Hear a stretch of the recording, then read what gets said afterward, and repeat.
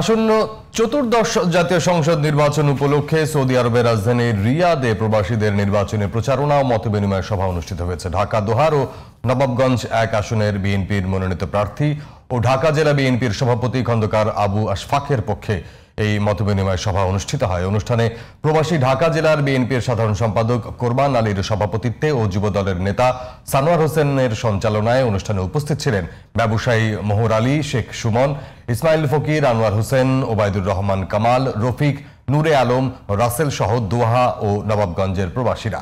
অনুষ্ঠানে উপস্থিত বক্তারা বলেন, দীর্ঘদিন ধরে দলের জন্য কাজ করে যাচ্ছে খন্দকার আবু আশফাক। তিনি নেতৃত্বে আসলে ঢাকা ১ আসনের মানুষের অধিকার ও গণতন্ত্র পুনরুদ্ধার করা সম্ভব।